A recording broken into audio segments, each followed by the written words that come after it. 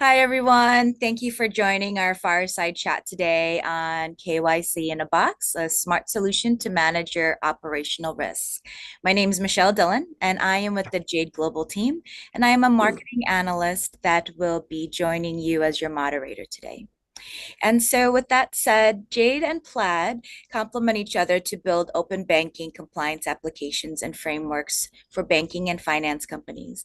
And today we will talk to two leaders from Jade, Diraj, and from Plaid, David, and we'll discover their latest compliance frameworks and KYC in a box. And so, with Jade, Jade is a trusted IT services partner for global enterprises, and they help accelerate companies' digital transformations journey. Jade services include business application implementations, integrations, software product engineering, cloud services technology, advisory, testing, and managed services. And with Plaid, Plaid is a platform that is a data network that powers the tools for millions of people to rely on to live healthier financial lives. Plaid works with thousands of companies like Venmo, SoFi, and Betterment, Fortune 500 companies, and many of the largest banks to make it easy for people to verify their identities. And they safely connect their financial data to move money across the apps and services that they want to use. So it's my pleasure to introduce Biraj Srivastava. He brings 25 years of experience in financial services and technology and has provided solutions to many Fortune 100 financial customers. He also has extensively managed operational risk and utilized technology to execute continuous KYC and KYB. And from the Plaid team, we have David Nguyen. He is a longtime subject matter expert in fraud and compliance solutions across financial services, technology, and the intersection of fintech. He's led solutions and partnerships the partnerships teams at Cognito, a leading identity verification, compliance, and anti-fraud company, which was acquired by Plaid in early 2022. At Plaid, David continues to consult and work with clients from startups to enterprises to build CIP, KYC, and AML solutions. So without further ado, I'd like to get into our chat today. So we are seeing challenges in the industry that they're facing today related to customer due diligence and anti-money laundering. So Dheeraj, can we start with your take on that? Sure, Michelle, thank you very much. And David, welcome. Uh, just look have a quick background behind it. And since the market crash in 2007, almost $52 billion enforcement action have been levied on financial institutions and individuals for non-compliance of anti-money laundering and data privacy. But compare this to how much of illicit money has been still floating into the markets is almost $2.4 trillion, which is more than the GDP of many other nations, right?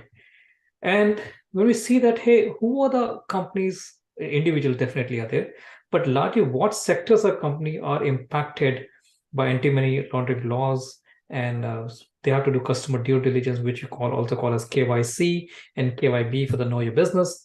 It has to be a bank, stocks and trading company, very obvious, insurance, wealth management, mortgage, and you'll be surprised even casinos and jewelers and definitely lending companies. So it's a pretty long list.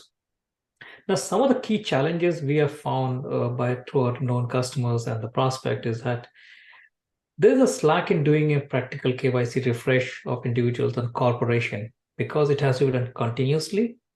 And depending upon the risk profile of the individual or the customer, it either has to be done annually or maybe once in 3 years and once in 5 years. So that means quite a bit of work every day. This process has to work.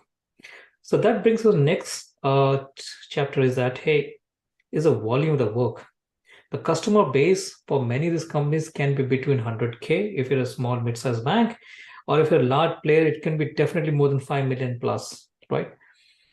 First thing to do the KYC, you need to know your customer through your internal data sources. And many of these organizations are not having a solid internal database which can give a customer 360-degree view, right? Third important part is that you have to identify the politically exposed person and monitor the negative news. And you'll not believe so much after so much of in spite of having such a large volume, many of these operations are very, very manual. That means it slows down you a lot.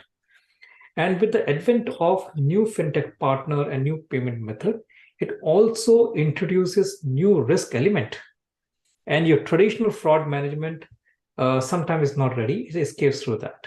So this is a quick summary of the challenges which we feel our customers or the many of the new prospects whom we are working with, they are facing it. Yeah, thank you for that insight. And David, just to reiterate the question, what are the challenges that you see that industries are facing regarding customer due diligence and anti-money laundering? Yeah, definitely. And first, thanks for having me, y'all. But yeah, main challenges we're seeing today.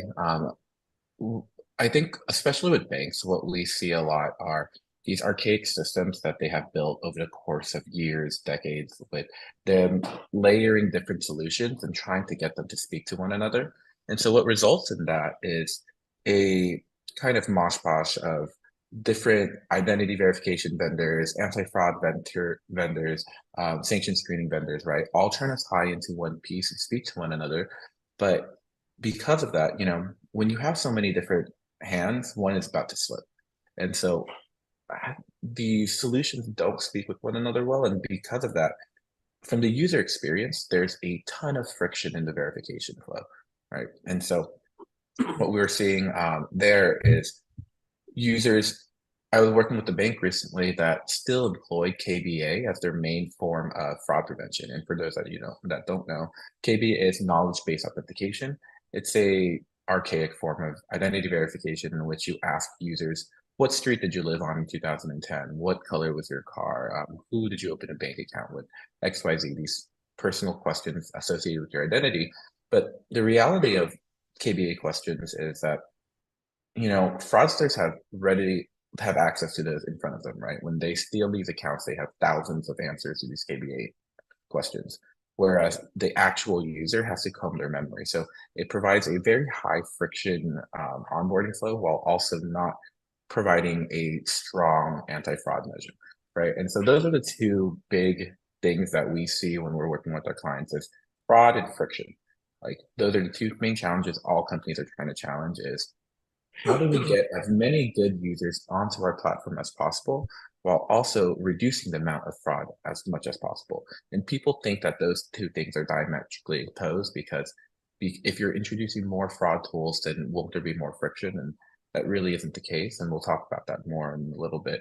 But also in terms of friction, it's not just from the user side, also from the backend side. Operational friction is a huge, huge cost to our clients. Sometimes they're not even paying attention to how much it costs to then have your team constantly look at positive hits on watch lists that aren't true positives, right? And so when you have operations that aren't efficient, you lose money in so many different ways. And yeah, boiling down to both fraud and friction for us. Yeah, nobody wants to lose money, right? So, with that said, I mean, what are your suggestions or key inputs to resolve these challenges, and how would you define critical success factors? Yeah. So it's not like that people have not done good work around it. Definitely, many of the companies have banks, they have put up a good solution around it. And even though some of them is a bit manual oriented, that's fine. But to make a good a digital solution, we would like to lay down some of this critical success factor. First of all, this KYC and KYP problem is the problem of the business. They have to ensure their business is secure, risk-free. So if you're a line of business or leader for retail banking, cards and payment, commercial bank lending, yes, this is your problem. Tech is only supporting you. What it means that the solution has to be quite loaded with the domain centricity. We have to understand and be sensitive to the domain and the business need. Second thing is that uh, the operations where the people are struggling with multiple disparate application, it has to offer a seamless workflow, right? Because not only it can give you a factory kind of environment and from next step to next step, it's totally digitized. Third step is we need to have a reliable data, right? Which can be consumed in the least amount of time. So that means you need to build a one shape and form of customer 360-degree view, either build up a data lake, or we need to have a data fabric around it. First step is internal data integration, where my friend David has got a great expertise. I'll let him go speak about it. Fifth step is the customer outreach. If you haven't got a good data about a customer, many of these companies go to the customer and say, hey, Mr. Customer, we do not know anything about you. Can you just fill it again? Right? And think from the frustration that if you've done it from the retail banking, the same customer you get it from the wealth management, same customer you get it for the insurance, the same guy is being hit thrice by the same organization. Right? So what are the chances of getting the response? Very less. And the last step, which we think, is that there has to be a dashboard to monitor how good are we doing, how many customers we have been able to cover, how many customers are totally compliant, where the compliance has to take a action to stop the business, reduce the risk. So these are some of the critical success factors which we feel, Jade. And but I'll let hear to more from David.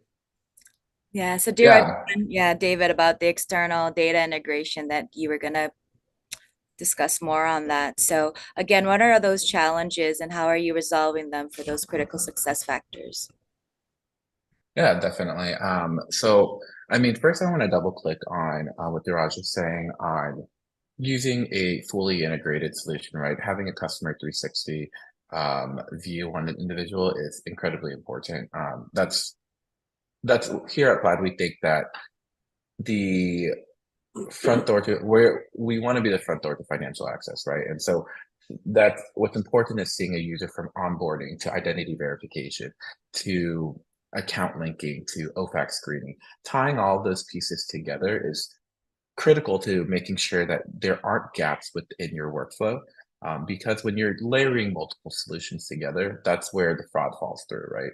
Users can find vulnerabilities in between those vendor gaps there. And so having a solution that is fully integrated, that looks at all of these pieces together, orchestrates it together for you, is really important in not only improving fraud prevention, but also reducing friction for your users and for your compliance officers, operational staff, being able to have that one streamlined view.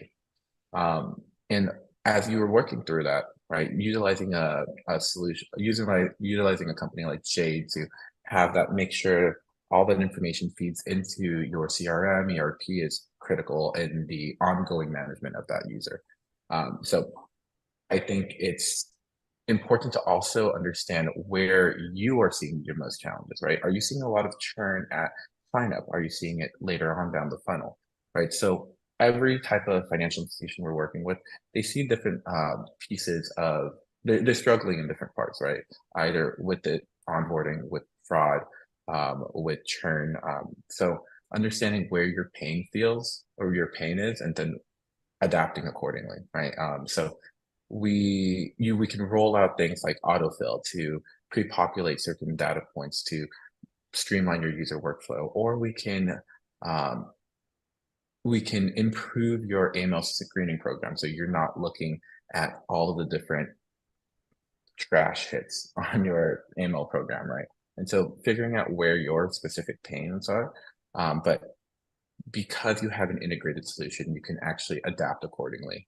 And I think that's like a critical success factor, right? Like you're being able to address the problems as you see them, because as you may solve one problem and then another one will pop up, but you don't want to have to keep layering multiple different solutions every time you think you need to address a specific issue there. So I think the main takeaway for me is like making sure your systems talk to one another well, and they feed into your greater ecosystem in a coherent way. So you mentioned KYC and the framework of KYC in a box. Can you provide further details on that? Sure, definitely. In fact, that's what the title of this fireside chat is. So ultimately, what is a KYC in a box? So KYC in a box is a solution carefully thought by Jade and Plaid put together.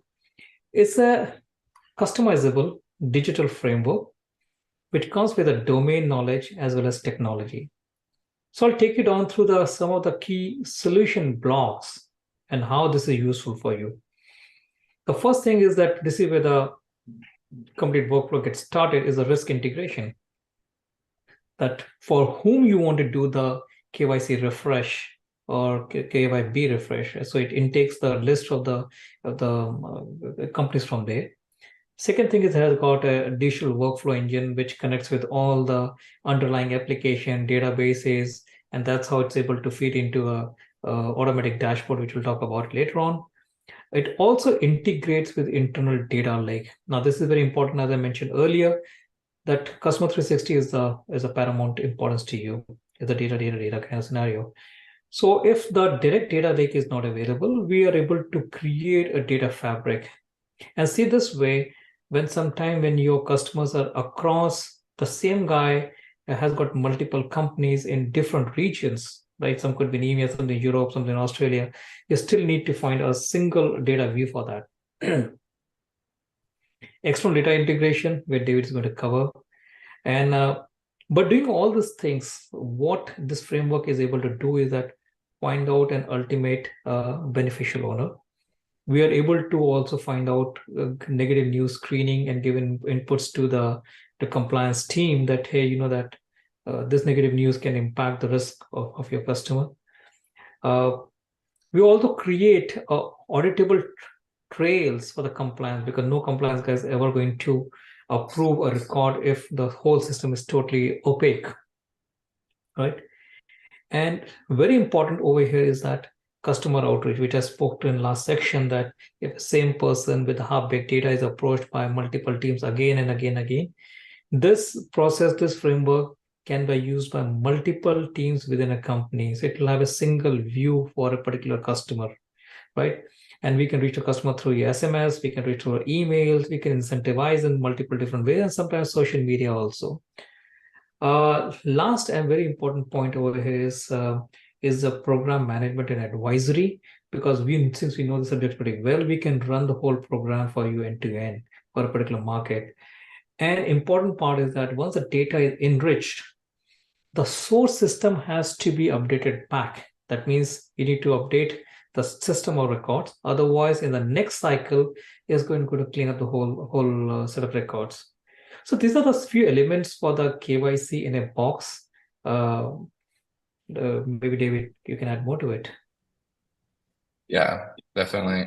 So I think with this offering between us and Jade, it's important to note that we have extensive experience helping companies build out what their needs look like in compliance in terms of KYC, AML screening, but there isn't a one size fits all, right? Every financial services company has different challenges. Everyone has different needs. And I think what's important to highlight here is that we help provide the framework with domain expertise. We're looking at what is the most efficient way to solve X problem, right? But we give you the tools to be able to customize your experience, and we'll work with you on figuring out what works best in your use case, right?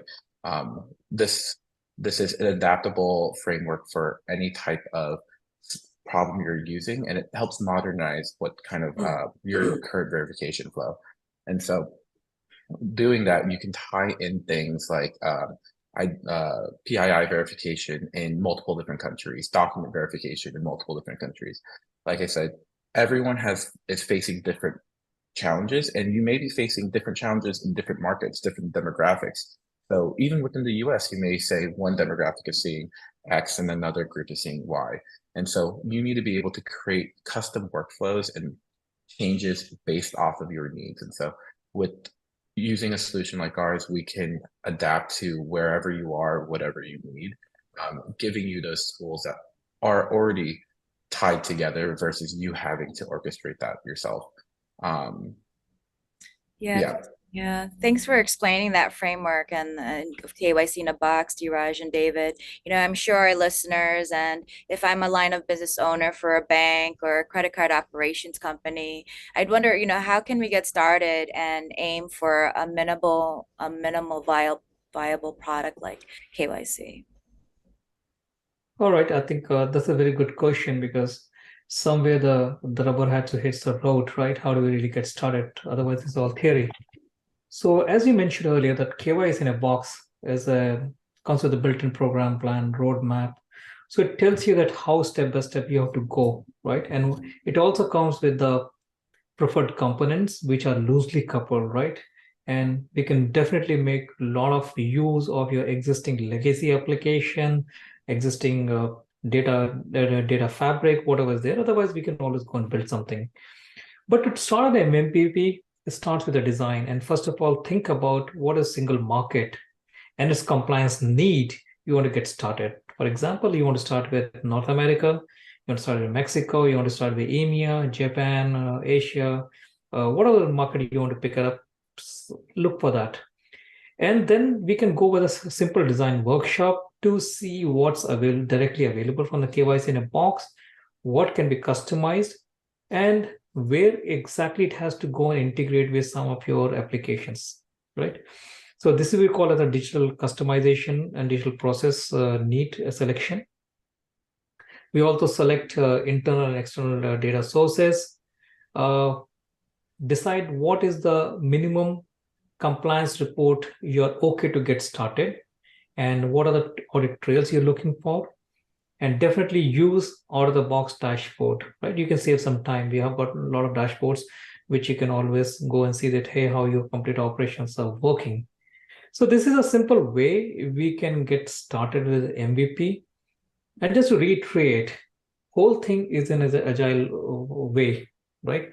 So we can start with MVP one, the learning of we got into MVP two, and so on and so forth. So we don't really recommend that you have to do all complete heavy lifting in one snapshot, because definitely there'll be a new problem, new challenges which we will discover, fix it, and it'll keep on going on and on. Yeah, and so David, what is Plaid's take on, getting started for the KYC in a box? Yeah, I mean, just echoing what your guys said, like first you need to determine where your gaps are, right? What pain are you looking to solve? What's the priority for you here? Um, like I was saying earlier, it's friction or fraud are typically the two veins that we look at. Both of those have um, a lot more to them than just those overarching umbrellas. But just understanding where you're looking to improve upon, and then work with the team to map out those inefficiencies. So a lot of times people don't even realize that certain pieces can be automated or certain pieces can be improved. And then once you figure out what those are, you can then set up systems like internal systems to deal with them.